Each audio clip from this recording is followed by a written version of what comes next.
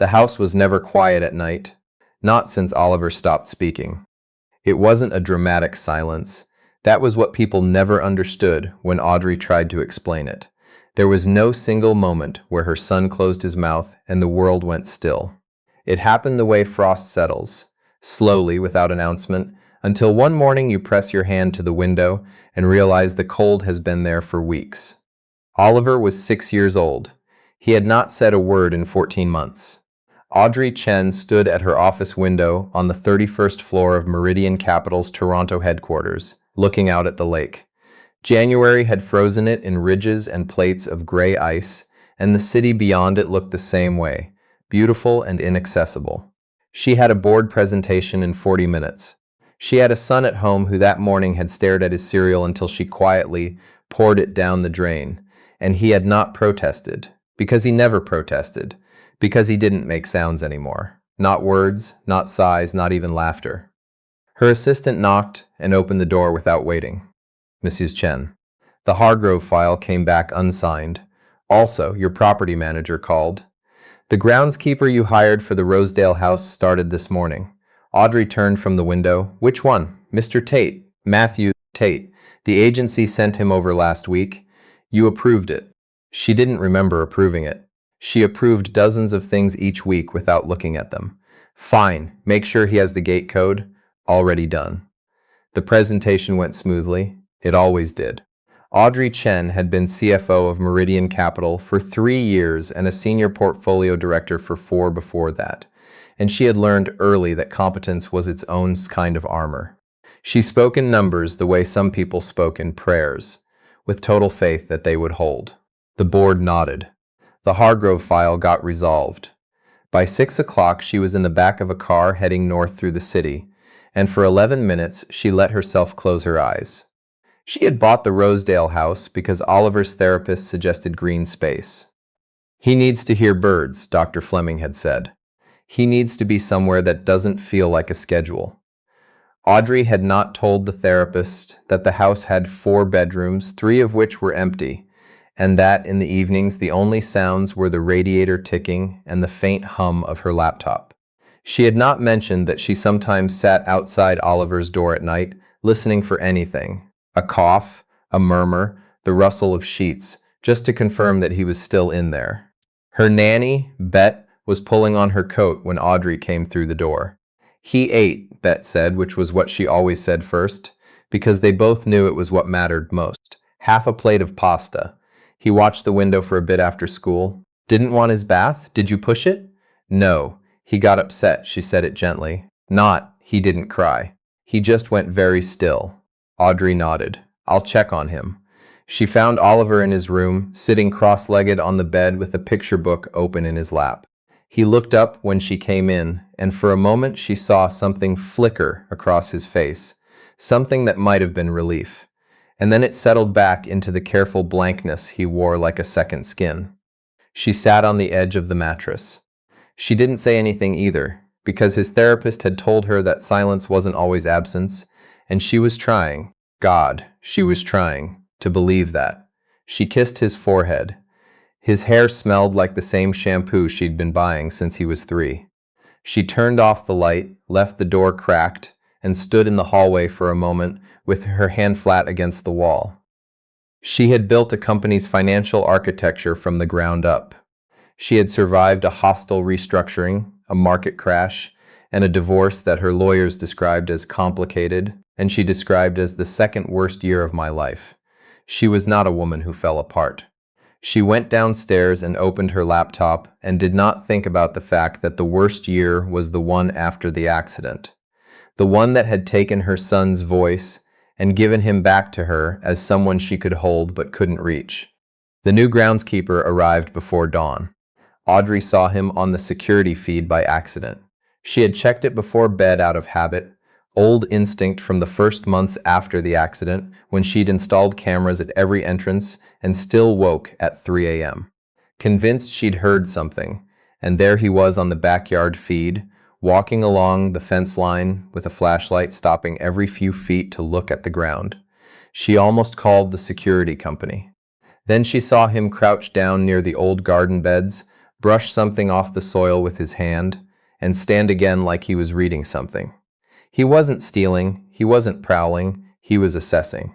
She watched for another minute, then closed the laptop and went to bed. In the morning, she came downstairs to find that someone had raked back the dead leaves along the entire south side of the property, revealing, she hadn't known, old stone pathways underneath. They curved in a loose spiral toward the back fence, mossy and crooked, like something out of a story. She stood at the kitchen window with her coffee and stared at them for longer than she intended. Oliver came down in his pajamas and stood beside her. He looked at the paths. He looked for a long time. Then he went to the back door and pressed his nose against the glass. Audrey watched him. Something tightened in her chest. "Do you want to go out?" she said carefully. He didn't answer. But he didn't move away either. He stayed with his nose against the glass, looking at the stone paths curling through the winter gray yard, until Bet arrived and gently steered him toward breakfast. She met Matthew Tate properly on a Wednesday. He was younger than she'd expected, late 30s perhaps, with the kind of quietness that she recognized not as shyness, but as someone who had learned to take up less space than he was owed. He wore a canvas jacket with a tier at the elbow. He was doing something with the fence posts near the side gate, and he straightened when he heard her come out, but he didn't smile in that performative way people did when they were trying to make a good impression on their employer. He just said, "Mrs. Chen." "Mr. Tate." She looked at the fence. "What's wrong with the posts? Two of them are heaving. The frost got into the base. If you leave it till spring, it'll pull the whole section sideways." He paused. "I can reset them now or wait, up to you. Resetting now is harder, but it holds better. Do it now," she said. He nodded and went back to work. No small talk. She appreciated that. She was almost back inside when he said, without looking up, "The pathways in the back were under about 4 inches of leaf litter. There's a birch tree back there that's probably been there 60 years. Some of the stones match. The paths might be original to the house." She turned around. "Is that relevant to the fence posts?" He looked up then. He had steady eyes, brown, not particularly warm. "No, I thought you might like to know." She didn't answer. She went back inside.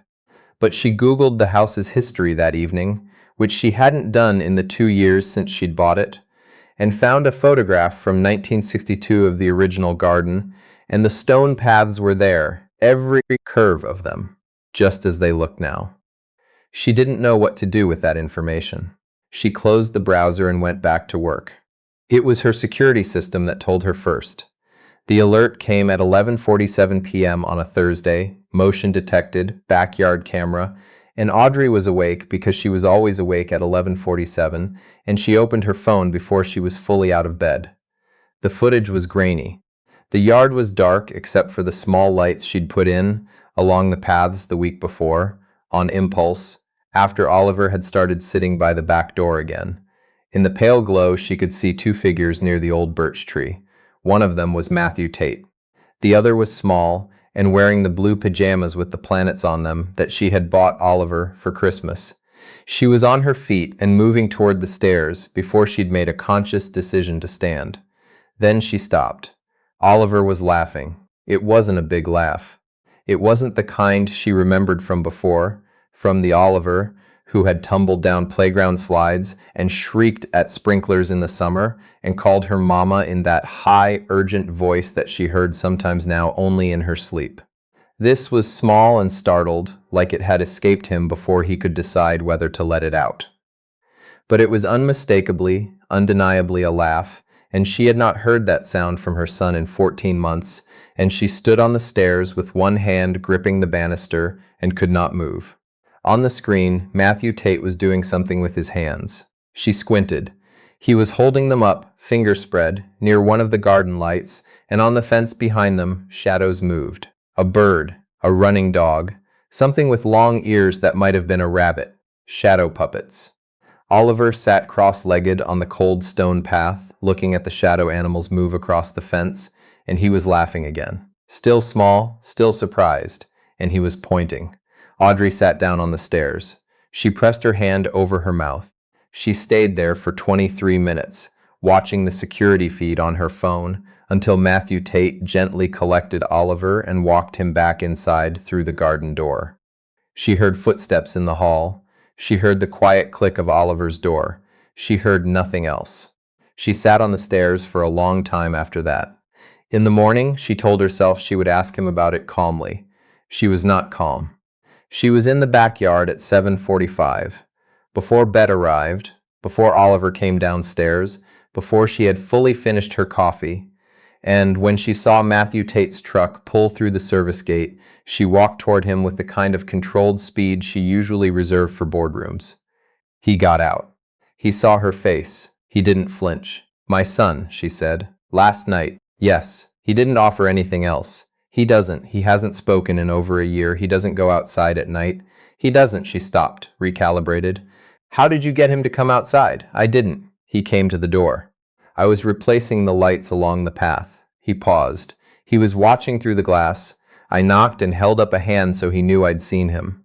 He opened the door. He opened the door himself. "Yes," she stared at him. "And the shadow puppets." Something shifted in his expression then. Not guilt exactly, but something careful. "My daughter went through a period where she wouldn't fall asleep without them," he said. "I got good at it. Your daughter. She's 9 now. She's fine." He said it like he'd had to learn how to say it. Practiced it enough that it came out smooth, but she could hear the place underneath where it had cost him. For a while she wasn't. Audrey looked at him. Really looked. The tear at the jacket elbow, the too early starts, the quiet that wasn't shyness. "What happened to her?" she said. He was quiet for a moment. Then, "Her mother died 3 years ago. There was a car accident on the 401, a transport truck jackknifed in the rain. My wife stopped to help. Another car came through the smoke and hit her." He said it the way people say things they have had to say many times. Not without feeling, but with the feeling contained, like a river between banks. May didn't speak for almost 8 months after. Audrey felt something shift beneath her sternum. She recognized this. Not the specific geography of his loss, but the shape of it. The way it sat in the chest and didn't move. "I'm sorry," she said. She meant it in the way you only mean it when you have your own version of the same thing. He nodded once. Then he reached into the cab of the truck and pulled the Felbers's and his work gloves, and she understood that the conversation was over in the way he needed it to be. She went back inside. She sat at her kitchen table for a long time. She did not look him up immediately. She knew this about herself, that she was capable of restraint, even when she didn't want to be, and she exercised it for 4 full days. She watched him work. She watched Oliver watch him from the window. On Friday afternoon, she looked out, and Oliver was sitting on the back steps, not speaking, not engaging, just sitting in the same yard where Matthew Tate was turning soil near the old fence, and the particular quality of that silence, comfortable, unhurried, was different from every other silence Oliver inhabited. It was on Saturday morning that she found the article. She hadn't meant to search for him. She'd been looking at a legal newsletter, distracted, and his name came to the surface of her mind the way things do when you've been trying not to think about them. Suddenly and completely, she typed it. Matthew Tate, Toronto. And then, because she was an analyst by nature and couldn't help it, she went deeper. The accident on the 401. She found it in a regional paper from 3 years ago. Confirmed what he'd said. His wife, a secondary collision, the smoke and the rain and the terrible physics of a highway in bad weather. There was a photograph of her, Sandra Tate, née Cho, 34 years old. She had a direct smile. But then she found something else, an investigation, a civil claim filed and then dropped. His name in a paragraph she had to read 3 times. Matthew Tate, a structural engineer formerly employed by Callaway Infrastructure Group, was removed from the company's active roster 6 weeks after the accident. A company spokesperson cited performance concerns. Tate declined to comment. Callaway Infrastructure Group. She knew that name. Audrey Chen was CFO of Meridian Capital, and 18 months ago, Meridian Capital had underwritten a $340 million refinancing package for Callaway Infrastructure Group's northern expansion. She had reviewed the due diligence herself. She had signed the term sheet herself. She sat very still at her kitchen table. She pulled up the Callaway file on her secure drive. The accident report her risk team had flagged during diligence. She had skimmed it, noted no material liability established, moved on. She pulled it up now and read every page. The transport truck that had jackknifed had been carrying a load that exceeded its rated axle weight by 19%. The permit for that load had been authorized by a Callaway subcontractor. There was an internal memo, flagged, marked reviewed, that indicated a structural engineer had raised concerns about the loading protocols 2 weeks before the accident. The memo cited a name. The memo was signed by Matthew Tate. He had tried to stop it. She closed the document, opened it again. Read the date on the memo. Read the date of the accident. Read the date of his termination. 6 weeks after the accident. 6 weeks after his wife died, trying to help someone hurt by the negligence he had already warned them about. And Meridian Capital, her firm, her signature, her due diligence, had written them a check. She didn't sleep that night. She did what she always did when the thing in front of her was too large. She worked. She pulled every document she could access. She read until 4 a.m. She made a list, the way she always made lists, because lists were the architecture of understanding. And by the time the sky went gray outside the kitchen windows, she understood the shape of what had happened. Callaway had covered it. The memo had been buried. The termination had been structured to prevent any wrongful dismissal claim. He'd been offered a package. She found it in the HR summary, accepted without legal challenge, which meant he'd been in enough shock and grief that he'd signed whatever they put in front of him. The refinancing deal had gone through clean because no one had looked at the internal communications, only the liability settlements, which had been paid out to the families quietly and quickly. She thought about Matthew Tate, alone with a small girl who wouldn't speak, taking a groundskeeper job for a woman whose company had helped his wife's killers keep operating. She didn't know if he knew about Meridian's involvement. She suspected he didn't. It was a long chain of consequence, and most people didn't trace those chains because they were in the middle of surviving. She picked up the phone and called her legal team at 6 a.m., and her general counsel answered because he knew her number, and she said, "I need to talk to you about the Callaway refinancing. I think we have a problem." The weeks that followed were the hardest professional period of her life. She knew they would be when she made the call. She was not naive about what it meant to pull that thread. The refinancing deal was closed. The money was deployed. Callaway's executives had relationships with half the names on Meridian's investor list, and when word began to move, as it did, quietly and then less quietly, she got calls from people she respected who told her, with varying degrees of gentleness, that she was making an error in judgment. She told them she didn't think she was. Her CEO called her into his office on a Tuesday. He sat across the mahogany desk and looked at her with the expression she recognized from every boardroom where someone was trying to decide how much of a problem she was going to be. "Audrey, the exposure here, if we open this, the reputational cost. The reputational cost of not opening it is higher," she said. "It just lands later. The deal is done. The relationship with Callaway is ongoing. We have a fiduciary responsibility to understand material misrepresentation in the due diligence." She paused. "And I have a personal one." He looked at her. "What does that mean?" She thought about Oliver on the back steps, sitting in the same quiet yard as a man who had no reason to be kind to anyone connected to her world. She thought about the shadow on the fence, the small, startled laugh. "It means I should have caught this the first time," she said. "And I'm catching it now." The formal review took 11 weeks. She cooperated with every part of it and pushed every part of it, and did not sleep more than 5 hours on any night that it was running. 2 Callaway board members resigned. The CEO retained counsel. The regulatory referral went to the OSC.